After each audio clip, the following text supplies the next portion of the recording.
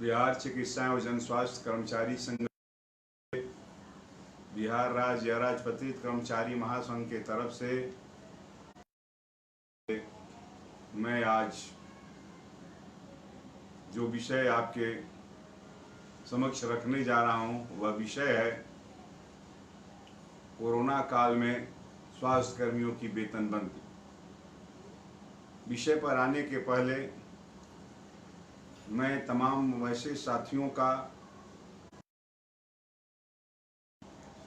या आगे आने वाले समयों में इस लाइव प्रसारण को सुनेंगे,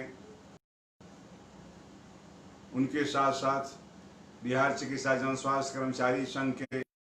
राज्य कमेटी से लेकर के प्रखंड कमेटी के सभी पदधारकों का, बिहार चिकित्सा जन स्वास्थ्य कर्मचारी संघ के सभी संघर्ष समितियों के राज्य धारकों का, सामान्य सदस्यों का, बिहार राज्य अराजपत्रित कर्मचारी महासंघ के राज्य स्तर के तमाम पदाधिकारियों से लेकर के प्रखंड स्तर तक के सभी पदधारकों का, महासंघ के संबद्ध सभी संगठनों के राज्य स्तरीय प्रखंड स्तरीय पदाधिकारियों का और सामान्य सदस्यों का बिहार चिकित्सा जन स्वास्थ्य कर्मचारी संघ की तरफ से क्रांतिकारी हार्दिक अभिनंदन करते हैं। हम अभिनंदन करना चाहते हैं उन जो वेतन बंदी को एक नीतिगत राजनीतिक समझते हुए इसके निदान के लिए संघर्ष के मैदानों में हमारे साथ हैं और स्वतंत्र रूप से भी अपने संघर्षों का संचालन करते हैं। साथियों, हम पुनः धन्यवाद ज्ञापित करना चाहते हैं ये बिहार चिकित्सा जन स्वास्थ्य कर्मचारी संघ के सोशल मीडिया के जो संचालक के संयोजक हैं उनका, और उस संयोजक के सहित सोशल मीडिया संचालन समिति के उन तमाम सदस्यों का जो इस अभियान को आगे बढ़ाने में भाग ले रहे हैं। सवाल यह है कि आखिर सरकारी कर्मचारियों का वेतन बंदी क्यों हो जा रहा है? आखिर स्वास्थ्य विभाग के कर्मचारियों का वेतन बंद क्यों हो रहा है? क्या यह वेतन इसलिए बंद हो जा रहा है कि सरकार के पास वेतन देने के लिए पैसे नहीं हैं? किसी भी मजदूर को, कर्मचारी को वेतन देना उसके नियोक्ता की संवैधानिक जिम्मेवारी है और श्रम नियमों का पालन करना। किसी भी माह का वेतन अगले माह के प्रथम सप्ताह में निश्चित रूप से उसका भुगतान हो जाना चाहिए, लेकिन स्थिति यह है कि करीब 1 दशक से 2 दशक से बिहार के स्वास्थ्य विभाग के कर्मचारियों का वेतन कभी भी नियमित भुगतान नहीं हो पाता है। और केवल स्वास्थ्य विभाग के कर्मचारियों का ही नहीं, अन्य विभाग के कर्मियों का भी वेतन समय पर नहीं मिलता है। मनरेगा में काम करने वाले मजदूरों का मजदूरी बकाया है, जो ईख के खेती करने वाले किसान हैं और जो गन्ना के अपने गन्ना को, ईख को गन्ना के मिलों में ले जाकर दे देते हैं, उनका भी। साथ ही साथ सरकार के द्वारा जो सामाजिक कल्याण योजनाएं चलाई जाती है, जिसमें वृद्धावस्था पेंशन है, लक्ष्मीबाई विधवा पेंशन है, ऐसे जो सामाजिक कल्याण के पेंशनों का भुगतान होता है, उनका भी ससमय पैसा का भुगतान नहीं हो पाता है। तो क्या हम माने कि बिहार सरकार के पास पैसे का अभाव हो गया है? ऐसे बात नहीं है। यदि किसी सरकार के पास अपने कर्मचारी को वेतन देने के लिए पैसा नहीं है तो वह सरकार अपने संवैधानिक दायित्वों से विफल हो। सरकार पर आर्थिक आपातकाल लगाने का एक कारण यह बनता है कि आर्थिक स्थिति उसकी ऐसी नहीं है कि वह अपने मजदूरों को, कर्मियों को वेतन दे सके। उस स्थिति में आर्थिक आपातकाल भी लगाया जा सकता है, उस स्थिति में राष्ट्रपति शासन भी लगाया जा सकता है। शासन या आपातकाल कारणों से लगता है, आंतरिक कारणों से, आर्थिक कारणों से, देश के बाह्य कारणों से, देश के आंतरिक कारणों से। तो यह एक आंतरिक कारण अपने आप में, पूरा आंतरिक कारण उन शर्तों को पूरा करता है जिनके कारण राष्ट्रपति शासन लागू किया जा सकता है। अब हम देखते हैं कि ये जो मजदूरों का, किसानों का जो पैसा नहीं मिलता है, ये क्या नीतिगत कारणों के चलते नहीं मिलता है या पैसे के भुगतान इसलिए नहीं हो पाता है कि सरकार के पास पैसा नहीं है। वर्ष 2008-9 के बाद सरकार रेवेन्यू सरप्लस स्टेट है, इस बात की घोषणा बिहार के माननीय मुख्यमंत्री सहित तमाम नेताओं के द्वारा कि बिहार रेवेन्यू सरप्लस स्टेट बन गया है। वर्ष 2005 में 23,885 करोड़ बिहार का बजट था और बिहार का बजट आज 2,11,775 करोड़ का बजट है। 2005 में प्रति व्यक्ति आय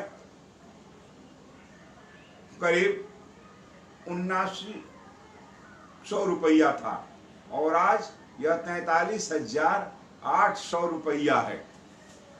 तो 2005 में भी वेतन बंद हो जाता था, 2020 में भी वेतन बंद हो जाता है। जब बजट का आकार बढ़ गया है, जब रेवेन्यू सरप्लस स्टेट हो गया है, जब इनकम बढ़ गया है, उसके बाद भी वेतन बंदी है। इस वेतन बंदी का कारण पैसे की कमी नहीं है, इस वेतन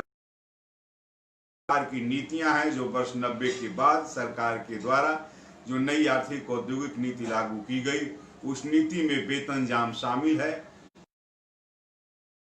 न केवल वेतन जाम, बल्कि जिन जिन तरीकों से कर्मचारियों के पैसे,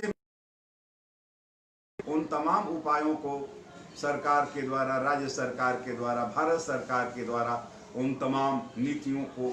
कार्यान्वित करके कर्मचारियों के मिलने वाले न केवल वेतन को रोका जाता है, बल्कि उसके प्रोन्नति को रोका जाता है। उसके मिलने वाले महंगाई भत्ता को ससमय भुगतान नहीं किया जाता है। और आज तो कोरोना काल में वेतन जाम के साथ ही साथ कर्मचारियों के दिए जाने वाले महंगाई भत्ते, इनकैशमेंट इत्यादि कई राज्यों में और भारत सरकार के द्वारा जाम किया, सरकार के द्वारा भी उसको दिया जाने वाला महंगाई भत्ता 4% जनवरी से जाम करके रखा गया है। और केवल वेतन ही नहीं, बल्कि आज जो कोरोना में काम करने वाले कर्मी हैं, जिनको 1 माह के प्रोत्साहन राशि, वेतन के समतुल्य प्रोत्साहन राशि देने की घोषणा जो सरकार के द्वारा नहीं, सरकार के द्वारा बल्कि माननीय मुख्यमंत्री के द्वारा जो घोषणा का भी कार्यान्वयन नहीं किया। खेद के साथ ये कहना है कि ये राशि के भी भुगतान करने की जो घोषणा की गई है, उसमें भी विसंगति है। उसमें भी जो आउटसोर्सिंग में काम करने वाले, स्वास्थ्य विभाग में काम करने वाले आउटसोर्सिंग के जो कर्मी हैं, जो उनको इस प्रोत्साहन राशि से मरहूम रखा गया है, जबकि वे सभी के सभी फ्रंटल वर्कर जो अभी कोरोना फैला हुआ है, कोरोना के बचाव का उपाय जो है, वो बचाव का उपाय है कि मनुष्य के शरीर की इम्यूनिटी अच्छी रहे और किसी के भी शरीर का इम्यूनिटी अच्छा रहे, इसलिए उसका खान, और जब उसका वेतन ही नहीं मिलेगा तो खाएगा क्या? वो भूखमरी का शिकार होगा और उसकी इम्यूनिटी होगा और खुद वो बीमार होगा। और आज जो हालात है, पूरे बिहार के स्वास्थ्य विभाग के प्रत्येक संस्थानों में हर जगह 12 संक्रमित कर्मचारी और चिकित्सक जांच के उपरांत आए हैं, लेकिन सरकार के द्वारा न तो उनको समय पर वेतन दिया जा रहा है, न उनके प्रोत्साहन राशि का भुगतान किया जा रहा है, न उनको सुरक्षात्मक किट, उसको सैनिटाइजर, साबुन, मास्क, ग्लव्स, पीपीई किट, इसके भी आपूर्ति नहीं की जा रही है। और साथ ही साथ न तो सोशल डिस्टेंसिंग का पालन हो रहा है और न लगातार सरकारी कर्मचारी, स्वास्थ्य विभाग के कर्मचारी लगातार काम कर रहे हैं, उनको एक दिन की छुट्टी नहीं मिल रही है, जिसके कारण भूखमरी के कगार पर मानसिक शारीरिक रूप से थके हुए, तनाव में और कब कोरोना से संक्रमित होंगे इस भय से भी जी रहे हैं। जहां जहां नीति शुरू से आ रही है कि जहां मिला कोरोना का मरीज मिल रहा है, जो जो उसके संपर्क में आया है वो तमाम लोगों का जांच कराया जाए, लेकिन पूरे बिहार में इसका कहीं पालन नहीं हो रहा है और हर संस्थानों में संक्रमित मरीज मिल रहे हैं, लेकिन सरकार जांच कराने की बात वहां के सिविल सर्जनों के द्वारा कि सभी कर्मचारी का जहां पर मिल गया है संक्रमित मरीज, वो जो इसके संपर्क में आया है उस सभी कर्मचारी और पदाधिकारियों का टेस्ट कराया जाए, ये काम कहीं नहीं हो रहा है। अभी इसके खिलाफ हर जगह समस्तीपुर हो, पूर्णिया हो, कर्मियों ने बहिष्कार किया है। खास करके बिहार की राजधानी पटना, जहां गर्दनीबाग जो प्रशासनिक मुख्यालय बिहार का है, पटना का नहीं, बिहार का प्रशासनिक मुख्यालय यदि कहीं स्थित है तो गर्दनीबाग के इलाके में है। वहां 11 चिकित्सक और कर्मी कोरोना पॉजिटिव पाए गए। अस्पताल में, मसौढ़ी में, इन तमाम जगहों पर स्वास्थ्य भवन, मलेरिया कार्यालय, लेप्रोसी कार्यालय में और आपको अथमल गोला के प्रभारी चिकित्सा पदाधिकारी, ये तमाम पुन का अकाउंट सारे लोग संक्रमित पाए गए हैं। और बार बार सिविल सर्जन पटना से अनुरोध किया जा रहा है कि इन जगहों का सैनिटाइजिंग कराया जाए, इनका जांच कराया जाए, लेकिन आज भी पटना सिविल सर्जन जांच नहीं कराने पर अड़े हुए हैं और कहते हैं कि डॉक्टर और कर्मचारी को जांच कराने की क्या आवश्यकता है। तो क्या हम ये माने कि जो डॉक्टर और कर्मचारी संक्रमित हैं, जिनके संपर्क में रोगी दिन आएंगे, तो और ये कोरोना बढ़ाना चाहते हैं या वो कोरोना घटाना चाहते हैं? वो न केवल सरकारी स्वास्थ्य कर्मियों को मौत के मुंह में ढकेलना चाहते हैं, बल्कि पटना में और कोरोना फैल जाए, उनकी कार्रवाई यह प्रमाणित करती है। इसलिए आज के इस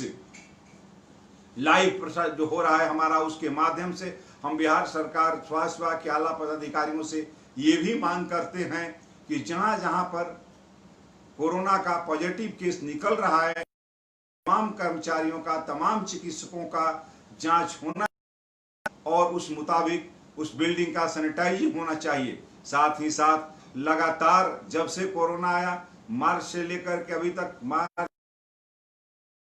जुलाई का आधा बीत चुका है, ये इतने महीनों तक लगातार एक दिन भी अवकाश नहीं है। सारे के सारे कर्मी लगातार काम कर रहे हैं और मानसिक शारीरिक रूप से इतने थके हुए हैं कि उनको अवकाश की व्यवस्था करनी चाहिए। साथ ही साथ सरकार ने कहा कि जो समय से ज्यादा देर तक काम करेंगे उनको नाश्ते और भोजन की व्यवस्था की जाएगी, लेकिन अभी तक कहीं भी घोषणा में रह गया है और किसी को वो नाश्ता और प्रोत्साहन नहीं मिल रहा है। यानी बजट के आकार को बता करके हमने स्पष्ट किया कि जब लालू जी के राज में, जब राबड़ी देवी के राज में बजट का आकार छोटा था, राजस्व की कमी थी, तब भी वेतन बंद हो जाता था। और आज जब राजस्व सरप्लस स्टेट बिहार बन गया है, आज जब बजट का आकार बहुत बड़ा हो गया है, फिर भी आज रहा है। माननीय सर्वोच्च न्यायालय के द्वारा, भारत सरकार के द्वारा ये निर्देश जारी किया गया है कि कोरोना में काम करने वाले जो चिकित्सक हैं, जो स्वास्थ्य कर्मी हैं, उनको वेतन रोकना कानूनी अपराध माना जाएगा। लेकिन उसके बावजूद भी अभी बिहार के स्वास्थ्य कर्मियों का वेतन बंद है और यह वेतन केवल भारत सरकार के कारण बंद है या केवल बिहार सरकार के कारण बंद है, ऐसी बात नहीं है। भारत सरकार और बिहार सरकार दोनों के राशि से शीर्ष 2211, जहां 90-99% महिला कर्मियों का वेतन मिलता है, शीर्ष 2211 में, उसमें राज्यांश और केंद्रांश दोनों से वेतन भुगतान की व्यवस्था की जाती है। लेकिन कोई भी ऐसा साल नहीं है जब आंदोलन नहीं करना पड़ता हो, वेतन के लिए संघर्ष नहीं चलाना पड़ता हो, वेतन के लिए कार्य बहिष्कार की हो। ऐसी स्थिति और ऐसा हालात हर साल आता है। शीर्ष 2210 जो गैर योजना है, जो राज्य सरकार के पूर्ण राज्यांश से जहां वेतन का भुगतान होता है, उस राज्यांश से भुगतान होने वाले शीर्ष 2210 के कर्मियों का भी वेतन नहीं मिल पाता है और शीर्ष 2211 का वेतन कोरोना काल में 2210 के न्यूनतम का वेतन कोरोना काल में बंद पड़ा हुआ है। लेकिन जब हम देखते हैं कि स्वास्थ्य विभाग में जो आउटसोर्सिंग के चलन ठेकेदार हैं, जो व्यवसायिक मद में राशि का जो आवंटन होता है, उस व्यवसायिक मद में कभी भी पैसे की कमी नहीं होती है। व्यवसायिक मद में हमेशा आवंटन उपलब्ध रहता है और वेतन मद में आवंटन उपलब्ध नहीं रहता है। क्या इतनी बड़ी सरकार, इतनी बड़ी मशीनरी, इतनी बड़ी व्यवस्था ये आकलन करने में विफल है कि उसके कर्मचारी को वेतन देने के लिए कितना आवंटन दिया जाए।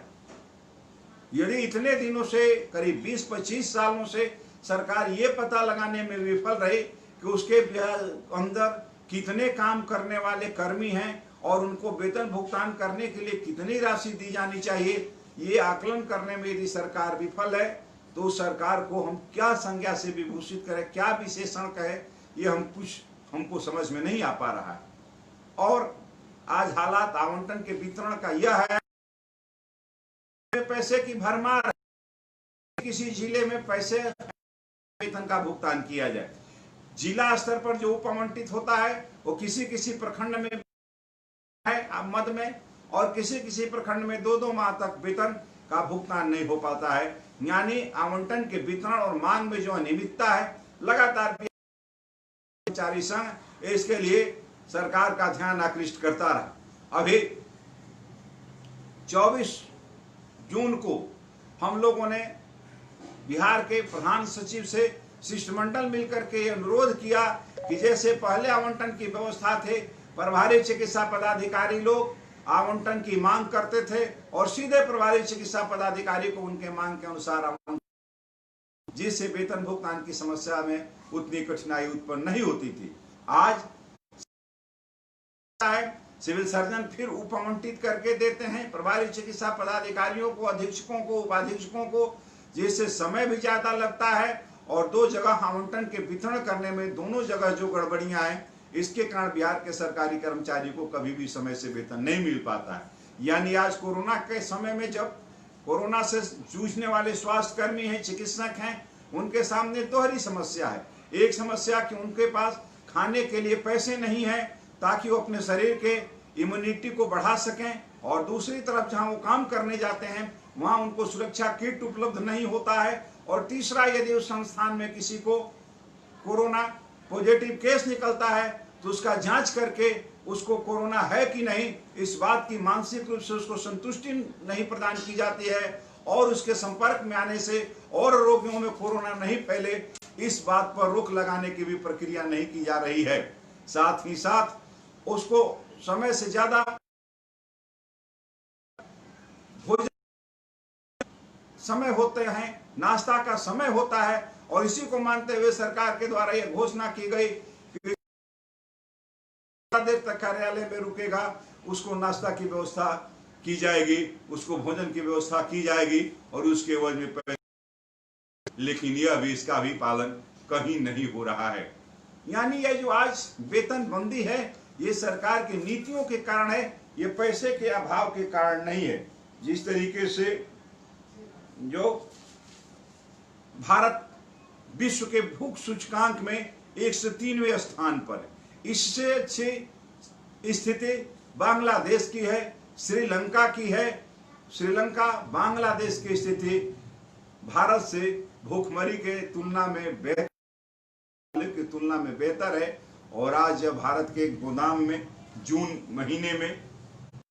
2020 में एफसीआई के गोदाम में 10 करोड़ 40 लाख टन अनाज भरा पड़ा हुआ है। उस अनाज को चूहे खाते हैं, बहुत अनाज बाहर रखा रहता है, बर्बाद हो जाता है, लेकिन सरकार भूख से जो लोग मर रहे हैं, भूखमरी के जो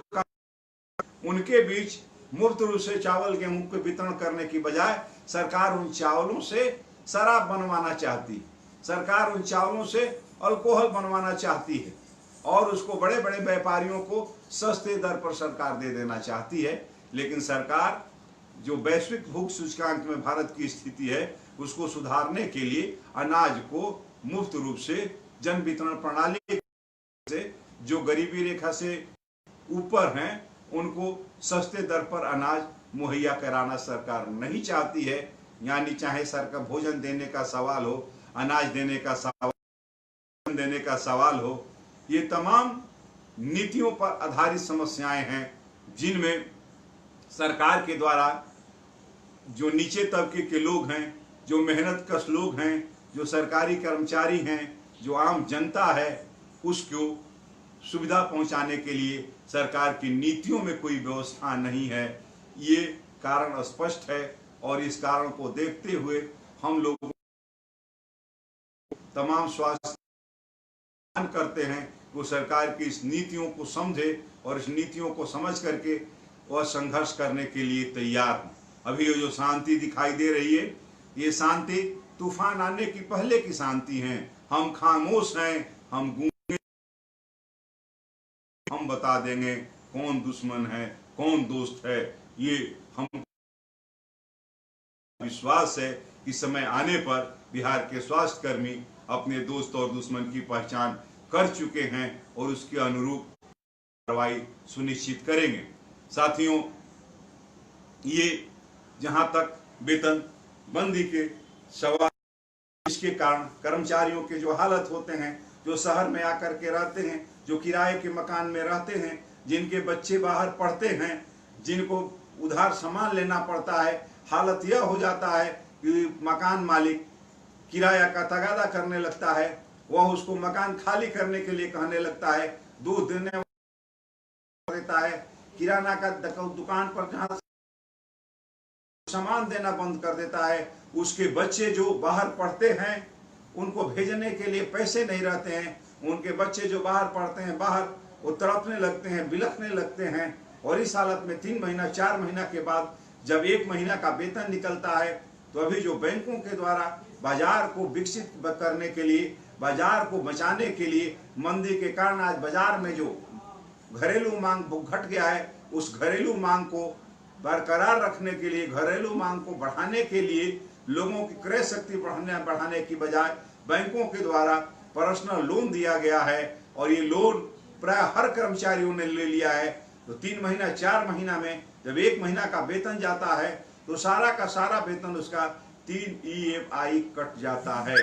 या पैसे रहने पर भी यदि उसका रेगुलर भुगतान नहीं होता है, तो वह बैंकों के द्वारा लॉक कर दिया जाता है, जिसलिए महीना का वेतन 1 महीना का 2 महीना का जो निकलता है, वह भी वेतन उसके खाते में नहीं आता है और वह तड़पते हुए रह जाता है। इसलिए हम तमाम स्वास्थ्य कर्मियों की तरफ से इस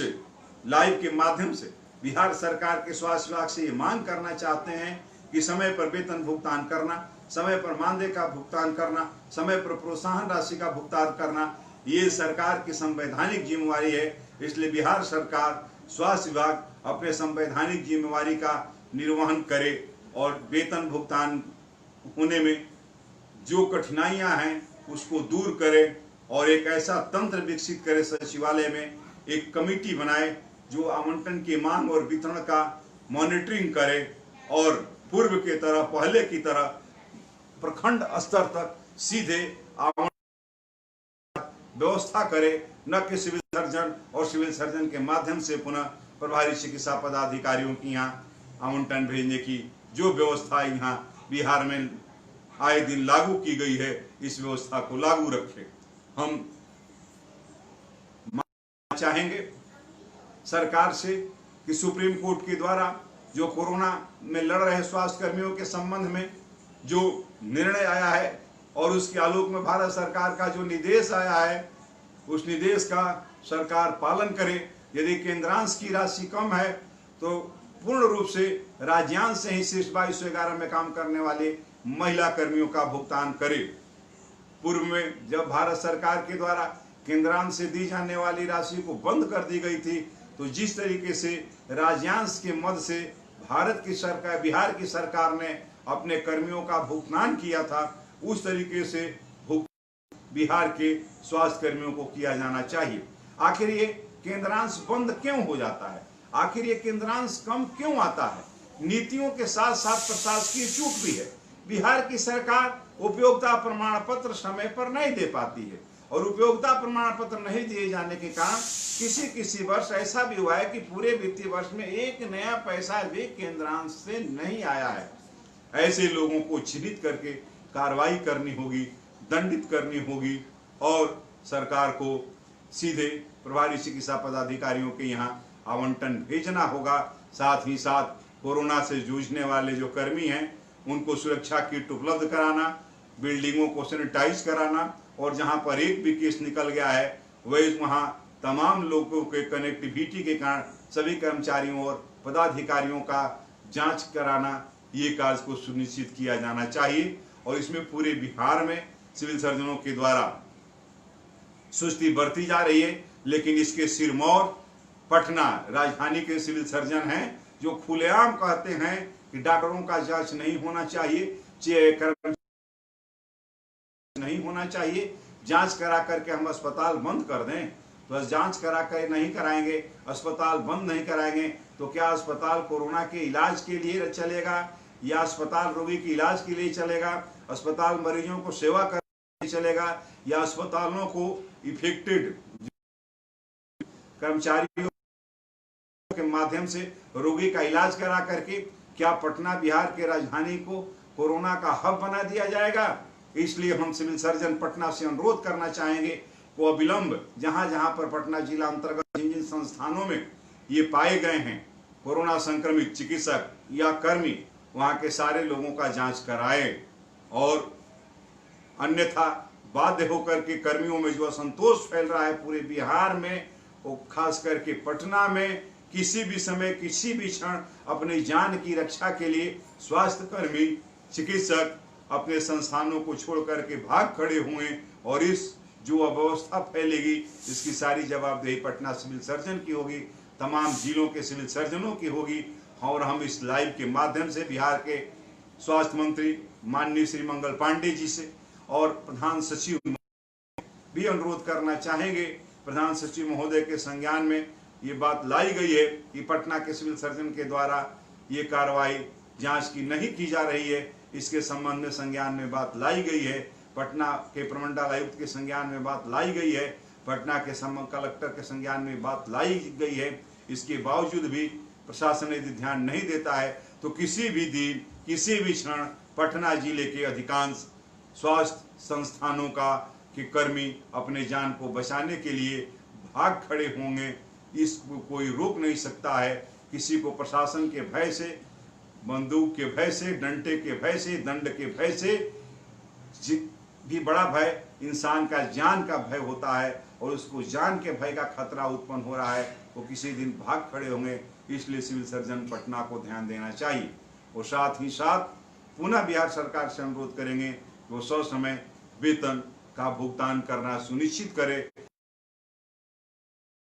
बल्कि अपने संवैधानिक जिम्मेवारी को समझते हुए प्रत्येक महीने का वेतन अगले महीने के उसका भुगतान कराना सुनिश्चित करे। लाइव में भाग लेने वाले तमाम साथियों का हम क्रांतिकारी अभिनंदन करते हैं, आपका सलाम करते हैं और उम्मीद करते हैं कि आगे आने वाले दिनों में कर्मचारी संघ के फेसबुक पर जो लाइव होगा जिसमें हमारे अन्य साथी भी अपनी बातों को रखेंगे, अपने अनुभवों को साझा करेंगे। आप सभी साथी उसको ध्यान से सुने और अपने अपने संभव हो तो यदि आपकी जिलों में स्थानीय स्तर पर व्हाट्सएप ग्रुप चलता हो तो जो हमारे संयोजक अमित मिश्रा जी सोशल मीडिया के, उनके द्वारा इसको यूट्यूब पर लोड करके उसका लिंक भेजा जाता है और उस लिंक के माध्यम से आप अपने अपने जिले के अन्य ग्रुपों में इसको फैलाएं, लोगों को सुनने और जानने के, क्योंकि इस कोरोना काल में आम आदमी तक पहुंचने के लिए